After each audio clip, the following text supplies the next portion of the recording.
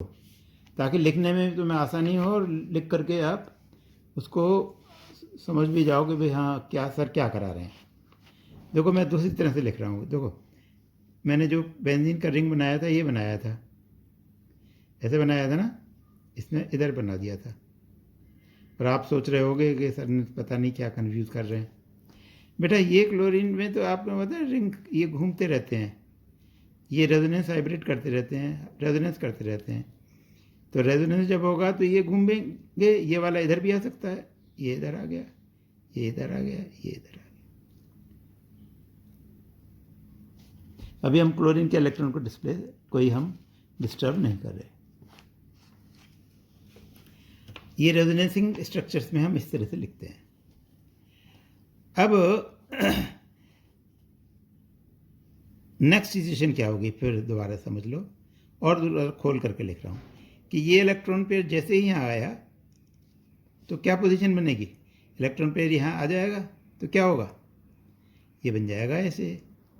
चलो मैं और एक खोल के बता रहा हूँ कैसे ये स्ट्रक्चर हुआ। ये तो ऐसे ही रहा, ये ऐसे ही रहा, यहाँ नेगेटिव हो गया है ना, और ये Cl तो था ही था, क्योंकि इलेक्ट्रॉन को क्या होगा किसकी प्रेजेंस में ऐसा हुआ, Cl पॉजिटिव अटैक करता है, मैंने बताया था ना।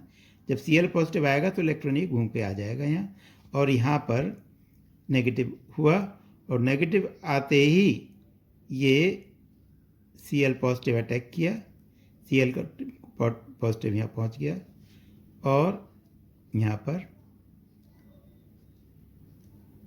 ये बन गया, ये बन गया, और इस जगह Cl ऐड हो गया पॉजिटिव, है ना। तो इस कार्बन के ऊपर पॉजिटिव चार्ज आ जाएगा जहाँ Cl अटैच हुआ है।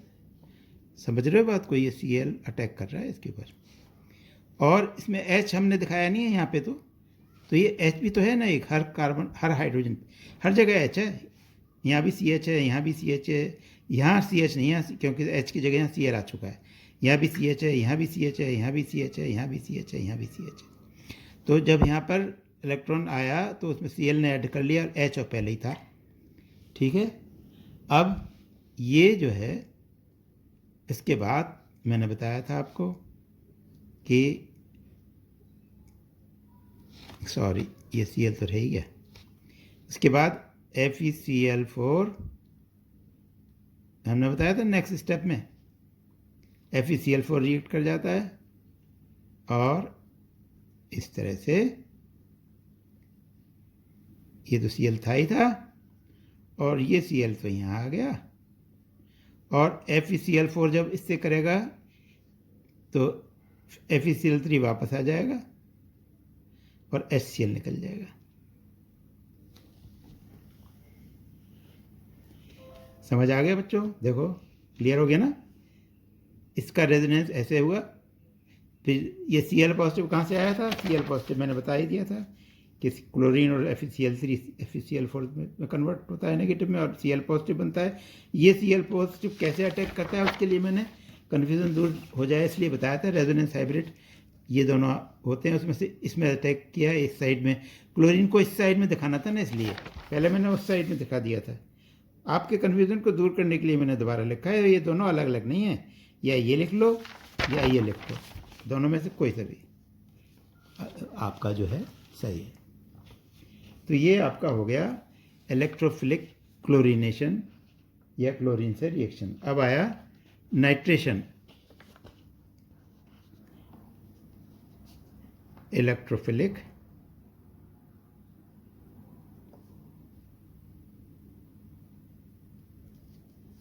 नाइट्रेशन।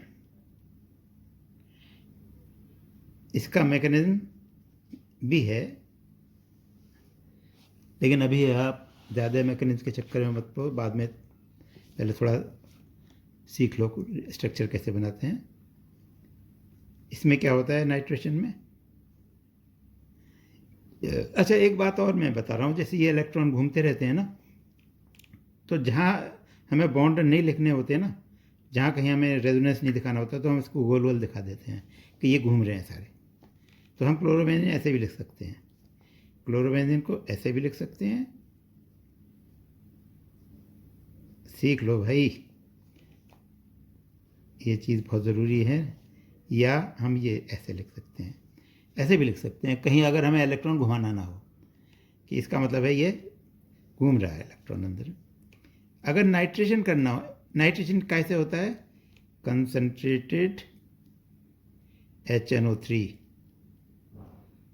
और in presence of H2SO4 sulphuric acid. अगर नाइट्रेशन करते हैं तो इसमें भी ऑर्थो या नाइट्रो बनते हैं, या तो NO2 यहाँ आ जाएगा, और ये भी ध्यान रखो जो भी नेगेटिव ग्रुप होता है ना यहाँ पे बेंजीन के ऊपर, वो या तो ऑर्थो पे फेंकता है दूसरे ग्रुप को या पैरा पे फेंकता है। तो ये ऑर्थो नाइट्रो है, ऑर्थो नाइट्रो क्लोरो बेंजीन, या ये नाइट्रो यहाँ आता है इस पोजीशन पे, ये है पैरा नाइट्रो क्लोरो बेंजीन।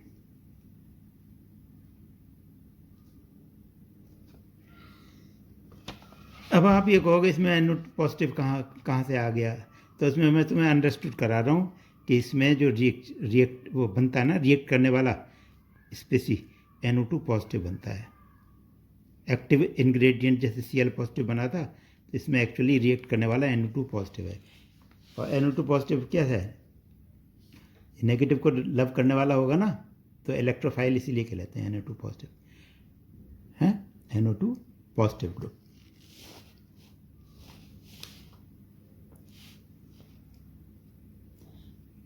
दिख रहा है आपको NO2 पॉजिटिव? इसमें रिएक्ट करने वाला है NO2 पॉजिटिव ग्रुप। तो अब यहाँ लिखने में पता नहीं आपको समझ में आ रहा है नहीं आ रहा है, मैं यहाँ से काट देता हूँ इसको।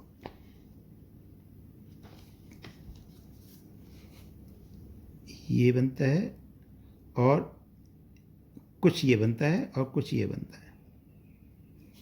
तो HNO3 में और H2SO4 में दोनों की प्रेजेंस में यहाँ लिख रहा हूँ मैं NO2 पॉजिटिव। ये इन दोनों के रिएक्शन से NO2 पॉजिटिव बनता है, वही रिएक्ट करता है इसमें रिएक्शन में। इसलिए तो यहाँ किसकी अटैक की वजह से हो रहा है? किसका अटैक हो रहा है? Attack of NO2 positive. Nitration में NO2 पॉजिटिव का अटैक होता है। क्या होता है? यहाँ यहीं लिख देता हूँ, due to attack of NO2 positive.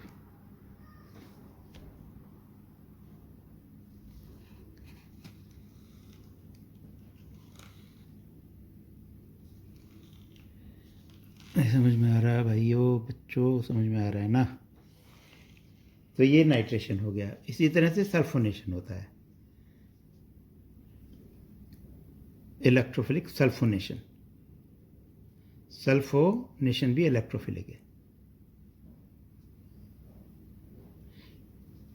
ये भी इलेक्ट्रोफिलिक सब्स्टिट्यूशन है। इसमें क्या होता है? इसको भी हम ऐसे ही लिखेंगे। ये तो हम कंसंट्रेटेड H2SO4 या ओलियम। ओलियम क्या होता है? H2S2O7। H2S2O7 कुछ नहीं होता, इसमें SO3 मेन होती है, SO3 और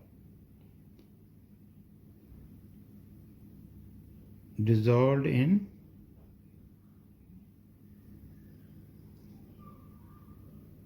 H2SO4।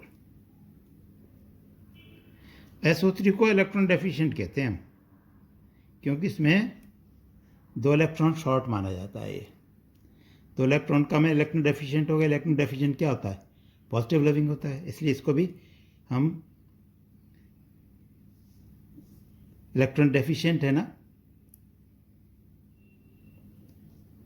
SO3।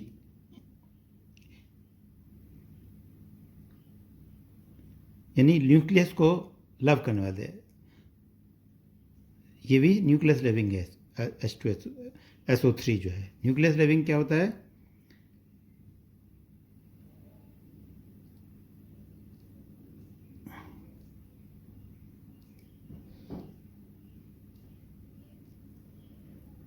ये भी इसी तरह से जैसे ऊपर बताया, तो इसकी मैकेनिज्म आप छोड़िए अभी फ़िलहाल, अभी तो आप लिख लीजिए या तो SO3 यहाँ आ जाएगा, और इसमें एक H और था तो SO3H बनेगा, बेंजीन सल्फोनिक एसिड, या पैरा पोजीशन पे आ जाएगा, SO3 ऐड होगा तो क्लोरीन और SO3H, इसका नाम होगा ortho chloro sulphonic acid, sulphonic acid. ये होगा पैरा क्लोरो सल्फोनिक एसिड। तो ये सल्फोनेशन है, इसका भी मैकेनिज्म अभी नहीं करा रहे हैं, हम बाद में देखेंगे। मैकेनिज्म इसका भी नहीं कराया, लेकिन आपको बता दिया है थोड़ा सा हिंट NO2 पॉजिटिव का। तो ये आपके हो गए 3 इंपॉर्टेंट इलेक्ट्रोफिलिक सब्स्टिट्यूशन रिएक्शंस। इसके अलावा कुछ इलेक्ट्रोफिलिक रिएक्शंस और हैं जो इम्पॉर्टेंट है, एग्जाम में पूछे जाते हैं हमेशा। एक तो है, बहुत इंपॉर्टेंट है, फ्रीडल एंड क्राफ्ट रिएक्शन, इसी नाम से पूछा जाता है, फ्रीडल एंड क्राफ्ट, दोनों साइंटिस्ट के नाम है, केमिस्ट के नाम है।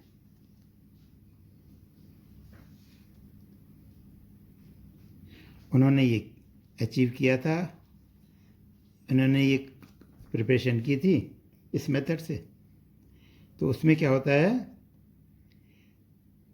अगर हम क्लोरोबेंजीन को हैलोजन कंपाउंड्स के साथ रिएक्ट कराएं, if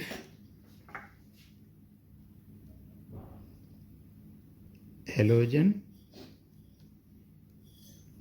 derivatives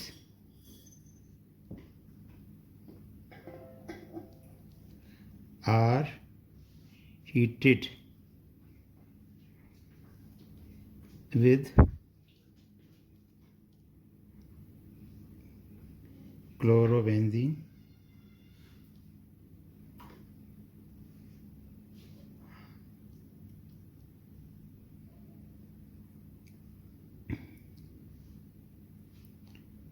in presence of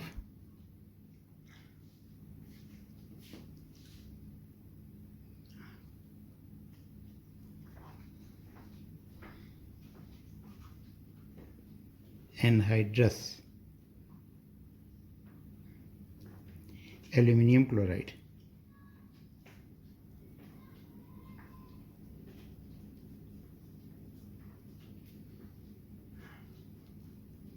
The radical attached with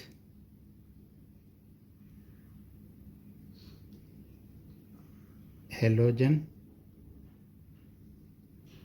compound, halogen rather organic halogen compound को, organic halogen कंपाउंड, जो हम ऑर्गेनिक कंपाउंड जिसमें क्लोरीन है वो ले रहे हैं, उसमें जो अटैच्ड है वो रेडिकल अटैच हो जाता है, इज अटैच्ड, अटैक नहीं है, अटैच्ड है, अटैच्ड एट ओ और para position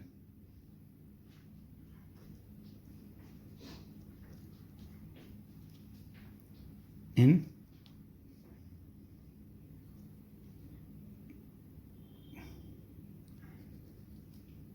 with respect to chlorine in chlorobenzene. क्या समझे? क्लोरोबेंजीन ये है ना, और हेलोजन कंपाउंड, हेलोजन डेरिवेटिव मान लीजिए हम ये ले लेते हैं ClCH3। क्या है ये? Methyl chloride, methyl chloride. जानबूझ कैसे लिखा है CH3Cl, हम उधर लिखते उल्टा लिख दिया क्योंकि हमें Cl और यहाँ से H को Cl लेके निकल जाएगा, यहाँ से ऐसे, ये H है यहाँ पे कॉर्नर पर, ये निकल जाएगा और CH3 जुड़ जाएगा इसकी जगह। तो क्या बन जाएगा? या तो बनेगा ये, जैसे मैंने बताया था हम बीच में रिंग बना रहे हैं और ये शो कर रहा है ये बॉन्ड घूम रहा है और यहाँ CH3 ऐड हो गया। ये CH3 यहाँ भी हो सकता है और पैरा पोजीशन पे, तुम्हें बताया ना, और तो पैरा एंड, किसी में ऑर्थो डेरिवेटिव ज़्यादा बनते हैं, किसी में पैरा, पर दोनों ही बनते हैं ये।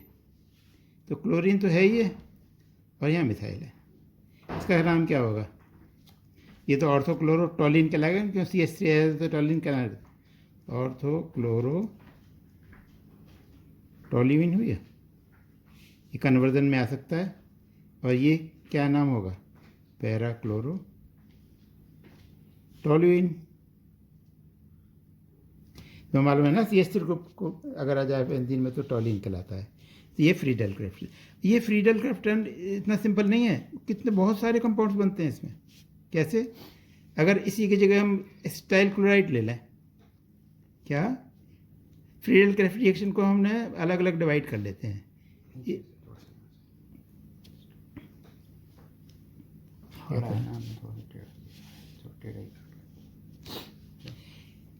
ये मान लो पहला हम ले लेते हैं, एक और ले लेते हैं कंपाउंड, दूसरा एग्जांपल ले रहे हैं हम, जिसमें हेलोजन कंपाउंड ये ले रहे हैं CH3COCl।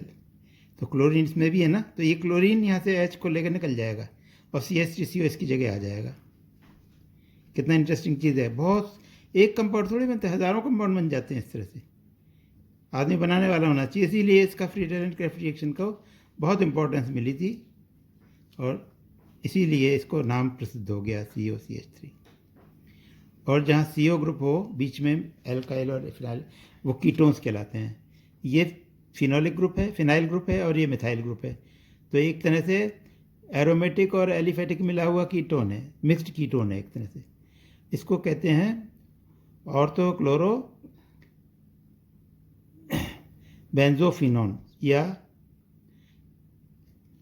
Ortho chloro benzene.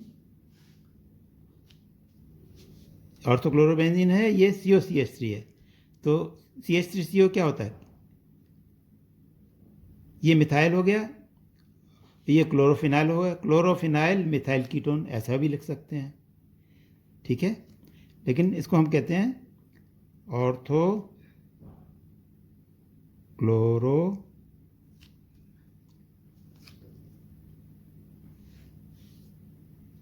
Acetophenone.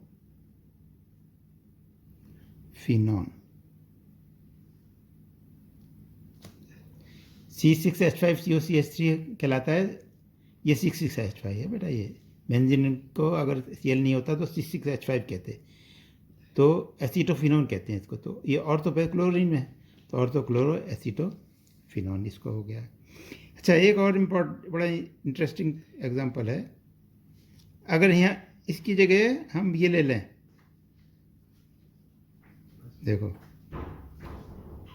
इसका फ्रीडल, ये एल्यूमिनियम क्लोराइड, ये लिखना ध्यान नहीं रहा मैं, एल्यूमिनियम क्लोराइड की प्रेजेंस में। इसी तरह से अगर हम यहाँ पर COCl2 ले लें, COCl2 क्या होता है? Phosgene gas, ClCOCl। इसको अगर हम रिएक्शन कर दें तो आप समझ रहे हो क्या बन जाएगा? अरे यार जगह ही नहीं बचती। ClCOCl Cl, या तो ये बनेगी या नहीं, और एंड दूसरा कंपाउंड ये भी बन सकता है क्या, यहाँ Cl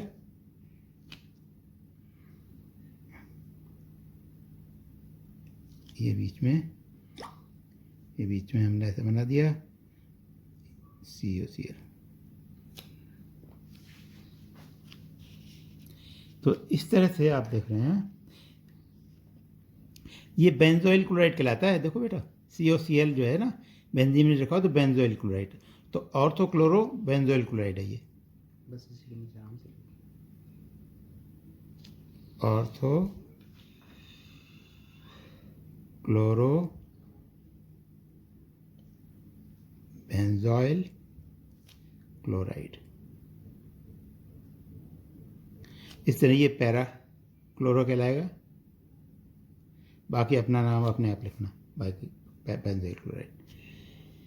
तो ये आपका बड़ा इंपॉर्टेंट रिएक्शन है, very important from examination point of view.